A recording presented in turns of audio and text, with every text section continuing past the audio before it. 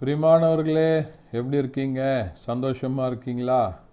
நிச்சயமாகவே நீங்கள் சந்தோஷமாக, மகிழ்ச்சியாக, ஆசீர்வாதமாக இருக்க வேண்டும் என்று சொல்லி ஆண்டவருக்குள்ளே உங்களை வாழ்த்துகின்றேன். ஆண்டவர் உங்களை ஆசீர்வதித்து வழிநடத்த உண்மையுள்ளவராய் இருக்கிறார்.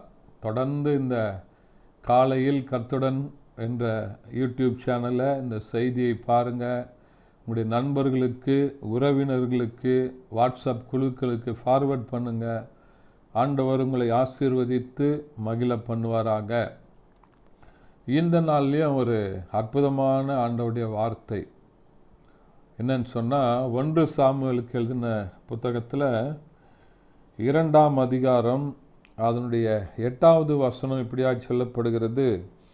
அவர் சிறியவனை புழுதியில் இருந்து எடுத்து எளியவனை குப்பையில் இருந்து உயர்த்துகிறார். அவர்களை பிரபுக்களோடும் உட்கார பண்ணுகிறார். மகிமையின் சிங்காசனத்தை சுதந்தரிக்கவும் பண்ணுகிறார் என்று சொல்லுகிற வசனத்தை பார்க்கிறோம்.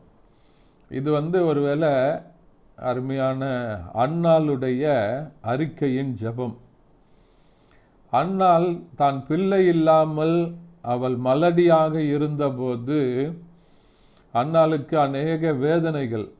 அன்னாளை பார்த்து அநேகர் ஏளனமாய் பேசின காரியங்களை அன்னாள் தேவ சமூகத்தில் அவள் முறையிட்டு அழுகிறார்.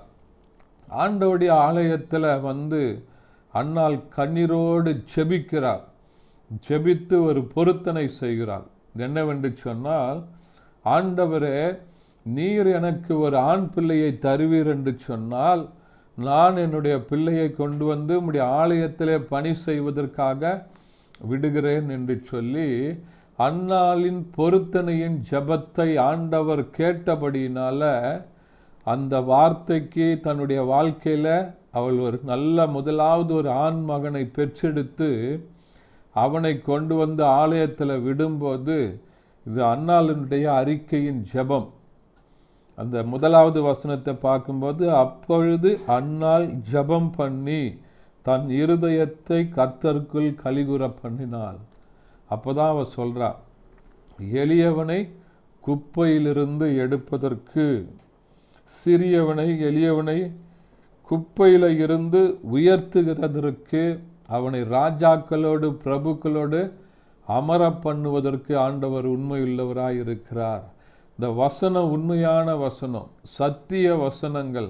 இந்த வசனத்தை நீங்கள் விசுவாசிக்கும் போது உங்களுடைய வாழ்க்கையில் எதெல்லாம் குறைவுபட்டு இருக்கிறதோ அதை நீங்கள் ஆண்டவருடைய சமூகத்தில் சென்று ஜெபம் பண்ணும்போது, உங்களுடைய வாழ்க்கையில் நிந்தனைகள் இருக்கும்போது, போராட்டங்கள் இருக்கும்போது, அவமானங்கள் இருக்கும்போது, ஒருவேளை அன்றைக்கு அன்னாளை அவமானப்படுத்தினாள் அவருடைய நாச்சியார். ஆனால் அவ தேவ சமூகத்தில் கண்ணீரோடு ஜெபித்தாள். அன்னாளின் கண்ணீரின் ஜெபத்தை ஆண்டவர் கேட்டு அன்னாளுக்கு ஒரு அற்புதத்தை செய்தார். ஒரு நல்ல ஆண் பிள்ளையை கொடுத்தார். இந்த நாளிலும் உங்களுடைய கண்ணீரை அவர் காண்கிறவராக இருக்கிறார். உங்களுடைய அவமானங்கள், உங்களுடைய நிந்தைகள், உங்களுடைய வேதனைகள் எல்லாவற்றையும் ஆண்டவர் எடுத்து போடுவதற்கு, மாற்றி போடுவதற்கு உண்மையுள்ளவராய் இருக்கிறார். அதற்கு நீங்கள் செய்ய வேண்டியது என்ன? ஒரே ஒரு காரியம்தான். ஆண்டவருடைய சமூகத்தில் சென்று முறையிட்டு நீங்கள் கதறி ஜெபிக்கும்போது அன்னாளுடைய கண்ணீரின் ஜெபத்திற்கு ஆண்டவர் பதில் கொடுத்தார்.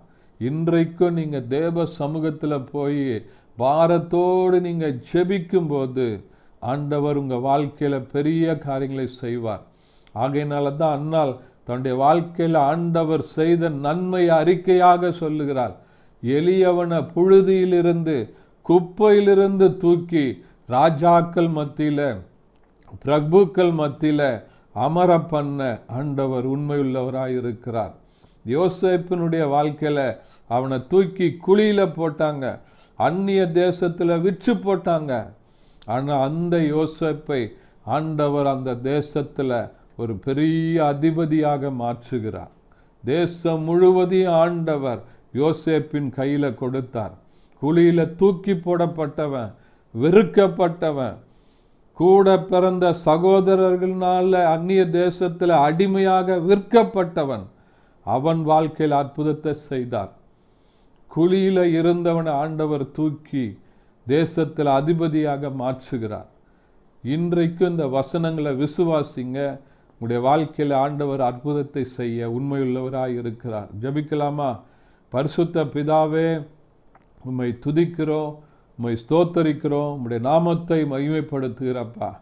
இந்த நாளில் நாங்கள் கேட்ட வசனத்தின்படி எளியவனை ஆண்டவரே, சிறியவனை குப்பையில் இருந்து ஆண்டவரே நீர் எடுக்க உண்மையுள்ளவராயிருக்கிறீர். புழுதியில இருந்து தூக்குவதற்கு உண்மையுள்ளவராயிருக்கிறீர் ஆண்டவரே. அப்பா, ராஜாக்களோடு பிரபுக்களோடு அமர செய்வீராக, அற்புதங்களை செய்வீராக. சிறுமையும் எளிமையுமாயிருக்கிறவர்களை ஆண்டவர் உயர்த்துவீராக, கனப்படுத்துவீராக. இயேசுவின் நாமத்தில் பிதாவே, ஆமென். Thank you. God bless you.